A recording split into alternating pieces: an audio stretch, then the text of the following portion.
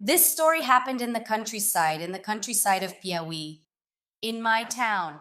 And at that time, it was like this. If you got involved with a guy, you had to get married. The parents had to get together and decide if you would marry or not, and you would end up moving into your in law's house. That was how it was back then. There was a guy I was in love with, but we were still figuring things out. I remember that he started getting closer to me, and one day he invited me to have tea at his house. But my mom said she would only let me go if my older sister went with me. I was 14 years old and he was 22. At that time, that was pretty normal. I went there. When I got there, there was a moment when my sister was talking with his mother and his sister, and we went for a walk around the house, and then we went there. Actually, we went to pick fruit from the tree. It was behind the house, and while we were picking fruit, we ended up making out, right? Things started to heat up, and then he moved closer, and we almost had sex. We kind of tried to do it, but it was hurting. It was uncomfortable. We were standing up. And I've always had stomach problems. And sometimes the stomach problem would flare up. And the stomach problem hit me right at that moment because I started to feel sick. I just remember that I fell. When I woke up, I was on the hammock at his mother's house. I remember her calling me to get up and have some tea. And I remember her and my sister helping me up to have that tea. After that, I went back home. And then when I got back home, I told him, "Look, I'm going to talk to my parents so we can be together. Do you want that?" And he said he wanted us to talk to our parents. So we got together. My parents went to his house, and then we told them that we wanted to be together. My parents approved, and his parents did too. And from then on, I started living at his house with him. At that time, I was still young. That's when I lost my virginity to him. Oh, but it hurt so much. It was horrible. Lord have mercy. It was really bad. But then we kept trying again. Then we went on, and after like the fourth time, that's when I actually felt it. It got a little better. During that time, things were really tough in our city. So he had to find a job, and he found a job in the capital, of the country. And then he went to Sao Paulo. He arrived in Sao Paulo.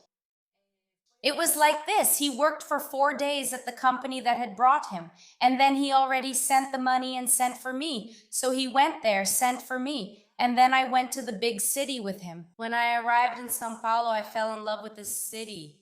Wow, what a big city. What a beautiful city. I was impressed with that city. But my husband, he worked all night and slept all day.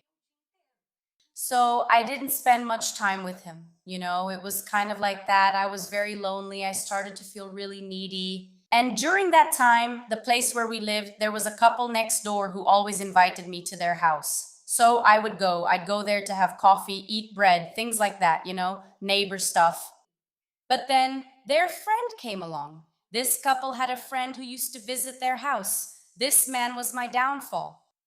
This man, he was always around. He was good at talking. And then he had this charming way about him. And when someone starts making you promises about a different life, like taking us out of that situation, giving love, giving affection, giving attention.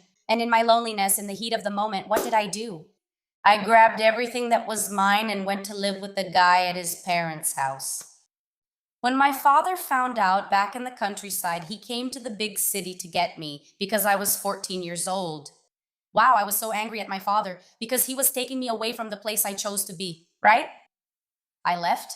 And during that time I was gone, it was a mix of feelings. I even told myself one day I'll come back to live in this city. To this day, I haven't gone back there. But anyway, I came back with that feeling, a mix of anger, not really knowing what I was feeling, that I was happy there. But anyway, I went back to my house. I went back to my life, and I just kept living my life right there. When I arrived, the whole city was talking about me. Everyone, because think about it, right? Small town, people knew that I was with so and then it's gossip from here, it's gossip from there, it's petty drama all around. Wow, it was really bad.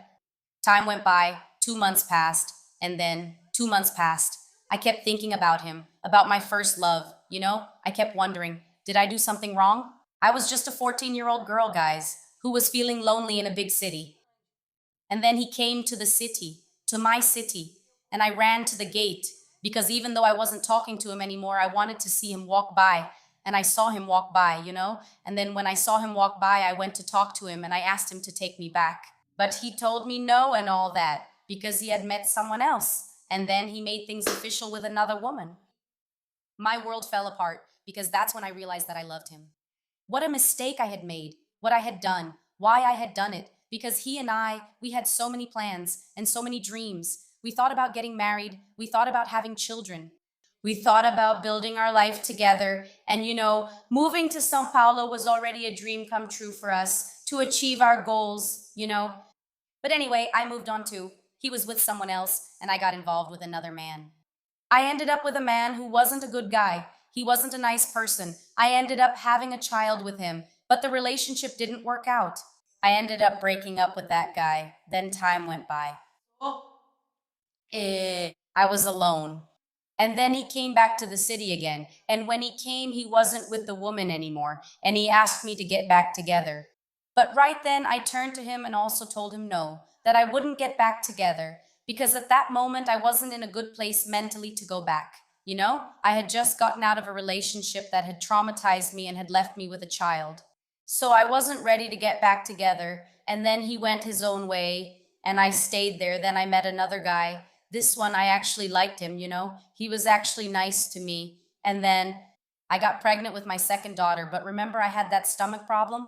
Yeah, that stomach problem started to get worse during my pregnancy. In my 8th month, I had to move to the big city because it was the only place that had treatment. And I lived in that city for 2 years to get follow-up care for myself with my daughter in the cancer hospital. So it was a very delicate time for me, really delicate. And that's when I realized that I was going to ruin my life. And I wasn't going to live what I had dreamed for myself. Deep down, it was to build something with the man I loved, with the man I gave myself to, with the man who I planned to live out my dreams. And that's when I sent him a message. This time, I was the one who asked to get back together, And he said to me a lot of romantic things, a lot of nice things. But this time, the one who picked up his phone was his current partner. And she turned to me and said, "Look, now he's with me. I'm his new partner. And you need to forget about him. Forget this number. You can't send messages anymore." And right then, all my hopes came to an end. And I realized, wow, it's better for me to keep living my life the way I am because now he's living his own life.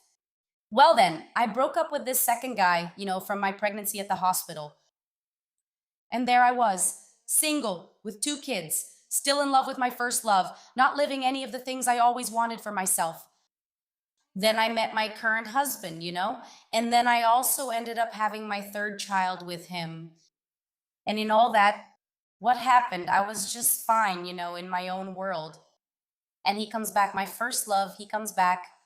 He ended things with the woman from the hospital and then confessed his feelings to me, saying that he always loved me, that he had relationships with other women, that he lived his life, but he always wanted to have that with me, because I left him behind. And I revealed to him that I also always loved him so much. I always dreamed of having a relationship, a home, a life. We had so many plans, To this day, I still dream of living that with him, I still think that we could try, that I could shout to the world how much I'm in love with him, how much I love him. And my husband, he's the kind of guy who keeps telling me to leave, who keeps humiliating me, who keeps mistreating me. But I've already had 3 relationships. In all 3, I ended up having a child. So sometimes I think that I need to make it work. But deep down, there's always that feeling, what if I left all of this to try to live with the love of my life? Even though we've already lost so many years of our story,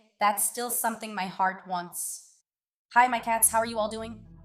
Yeah, let me tell you something. When we try to make a relationship work, even if it's not good for us, we're doing it more for the status quo, much more for what others will say, to prove something to ourselves, rather than for our own happiness. I say this from experience, from within my own family. That happened too. Someone who stayed married for 30 years, and now that the relationship is over, they said, "Wow, I stayed in this relationship because I had failed so much with my exes that I needed to make this one work.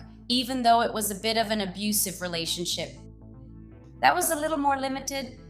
Yeah, a little. Without much conversation, without much happiness, without a personal identity. So we have to ask ourselves if we're not just trying to make it work to prove to others that we can make it work. Do you understand? Or if we want to make it work because we chose to be happy. Because deep down, if there's no happiness, if there's no love, if there's no affection, if there's no companionship, there's no point in staying in this relationship. There's no reason. You're going to keep feeling that weight, that remorse, the what if. Girl, the what if ruins so many things in our lives, you know? What if it had worked out? What if I had tried? What if I had spoken up? So either you make the decision to live and experience things, and now that you're an adult, that you're mature, now is the time when you can live this. In our teenage years, we do things out of recklessness. In adulthood, we do things out of desire, decision, and happiness. So now is the moment for you to stop and understand that you still have things to live for. Girl, there are women out there who start over at 50, at 60 years old, and they manage to be very happy. I have someone in my family who met a guy at 75 years old. The guy opened the car door for her to get in, something she never had in any other relationship. The guy was cheated on by an escort, and I still bring up this story on the channel. She is an example to me that when I'm 70 years old, if I choose, I will be loved. The universe, God, will bring me someone to love me. So believe more in yourself, believe more in your abilities, and stop this back and forth with the other person. Go back for real, since you never really went back. And look, it could be that you get back together with him, that you may find great happiness, or realize after starting a relationship with him that you're better off alone, and that's okay too. People put it in our heads that no, we have to get married, that we have to have someone. Not always. Sometimes a good friend, sometimes a good friend is better than a relationship. It's better for you to have a good friend by your side. Because like my dad taught me, sex is the first thing to end in a marriage. What remains is communication. It's the friendship. And if you don't have communication and friendship with your husband, your old age together can be more traumatic than adolescence itself. So, choose wisely. You're in the third one, right? There you are. You're at a stage in life where you still have the power to choose. Enjoy it, okay? And you guys, would you leave everything behind and go back to that first love? Tell me, because I think I'd go for it. I'd do something crazy, okay? I don't think I'd care about anyone in my town. I'd take everything that's mine and just leave. If people talk too much, that's just how I am, okay? I belong to the world, I'm the kind of person who, if you talk too much, I'll just grab my things and look, I'm out of here. So, send me your story too. If you have a first love you want to reconnect with that you keep locked away in your heart, let me know so I can share it here on the channel. And subscribe to the channel, join as a member, the link is in the description. You get early access to the videos that will be released throughout the month on the channel. Like, comment, share, and subscribe. Kisses. And see you in the next video.